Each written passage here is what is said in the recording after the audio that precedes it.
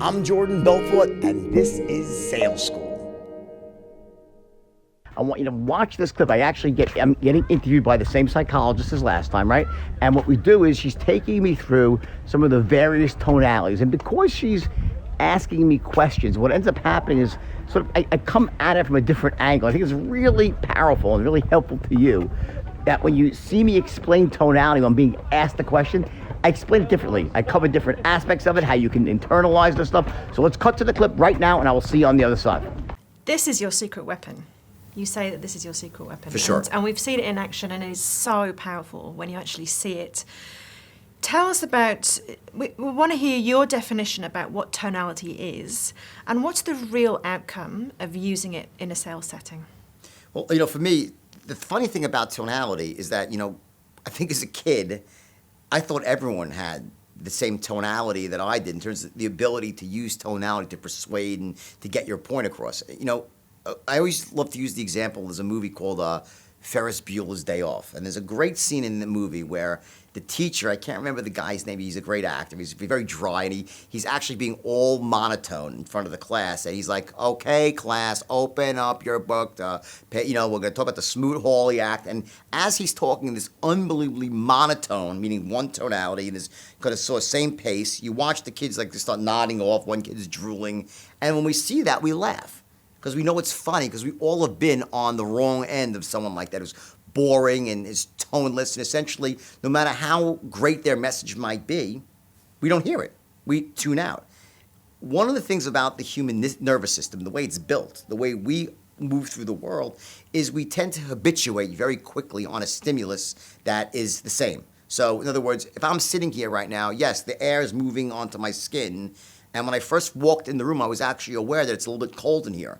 But now, within 5 minutes, my skin no longer even feels that. It's still cold, but I habituate it. So my nervous system blocks it out so I can focus on other information that's more important and more relevant to what's going on here.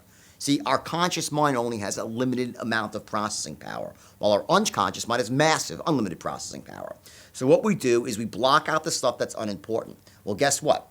If you try to talk to someone and you have really important information that can change their lives, but you do it in a way that causes them to habituate, meaning you're toneless, or you're almost toneless, and you just sort of drag on, people will tune you out, and you can't get your point across at all. That's an example of having awful, like the worst tonality, right? As was in that movie, right? But then that's just the continuum. That's like the worst tonality possible. And let's say there's someone like me who's really mastered the art of tonality, where I know how to sound enthusiastic, whether I really am or not, and I can tell you anything like it's a secret, or move my body and get people interested and have some of these amazing competencies that we're going to discuss, these core competencies with tonality, some impact, enthusiasm, and which I'm sure you're going to get to.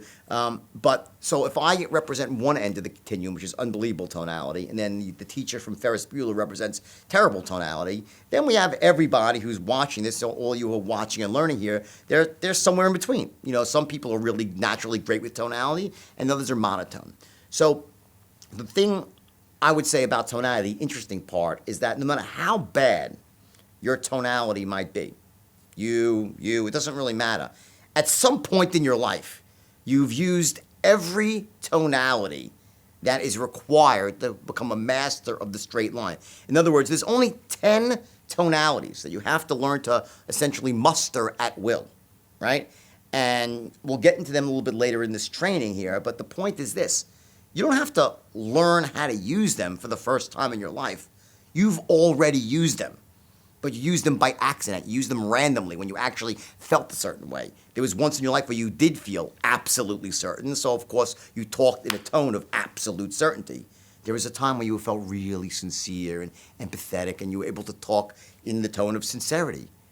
There was a time when you felt that you were being really, really reasonable, when you looked at someone and said, I'm reasonable, you're reasonable. Isn't that fair enough? Come on, honestly. And you had the tone of the ultimate reasonable man, right? So those are some of the key tones we need to become influencers, and we've all used them from time to time. The goal of this module, if there were any one goal, it would be to take what you've done unconsciously, accidentally, make it conscious and make you do it, or allow you to do it on purpose. To essentially show you how to muster the right tonalities and show you where precisely you need to use them in a presentation.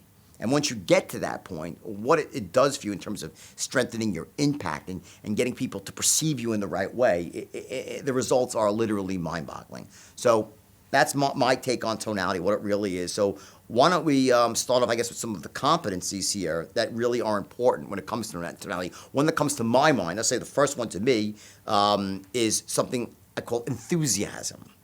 Essentially the ability, and it's an ability, by the way, to sound enthusiastic about something, even if you're not that enthusiastic. Now, let me explain. I'm not trying to tell you that you should sound enthusiastic as a manipulative measure towards someone, like, let me just act like I'm enthusiastic so people will buy from me. What I'm saying is this. Chances are, if you're selling something that you even believe in remotely, that when you first heard about it, you probably were enthusiastic. But you yourself habituated, and that enthusiasm has waned. But the problem is the person that you're presenting to is hearing about the information or hearing about your product for the first time.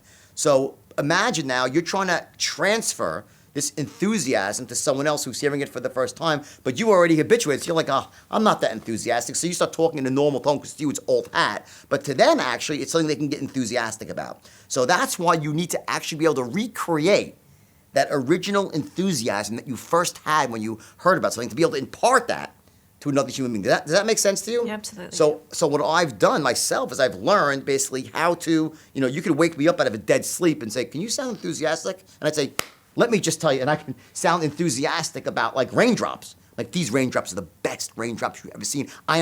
Whether it could be whale meat, it could be, it could be the butcher, the baker, and you don't know about the butcher, the baker, the cow. Let me just tell you, and you're like, what? And you automatically, what happens? You key into me. You're like, what? What do you have? Because what happens is when we see someone who's enthusiastic, the natural connection, the irresistible connection that we make is that we say to ourselves, well, geez, if he's that enthusiastic, it must be good. That's what it really translates to another person. Will they buy simply because you're enthusiastic? Well, hopefully they're a bit more sophisticated than that. But it's the enthusiasm that essentially opens them up to saying, wow, I want to know more. That's the power. So whether it's, any tonality, that one competence to be enthusiastic to me is just absolutely crucial. Let me give you one more, and you can give me a couple you want to discuss. Another one is impact. And what I mean by impact is the ability through tonality to instantly capture someone's attention. From the first moment that you open up your mouth to when they first lay eyes on you, through body language, through proper tonality, to have that irresistible impact where someone says, wow, this is a person who's worth listening to. This is like, there's something about them. They just, they don't know what it is. They can't quite define it. They couldn't put it into words, so to speak. But they just know that you've made an impression. You don't make an impression in the first 5 or 6 seconds through the words that you say. It happens far too quickly for that. Over time, yeah, you'll make the words you say matter a lot. But in the first few seconds of an encounter, impact is made by tonality and it's made by body language. Okay, so we're going to go through what are the tonalities that create impact, and what are the body languages that also create impact, and also what are the ones that destroy impact and, sort of make you essentially get tuned out by the person. Hey guys, welcome back. Great stuff, right? Guys, remember, tonality is the secret weapon of influence.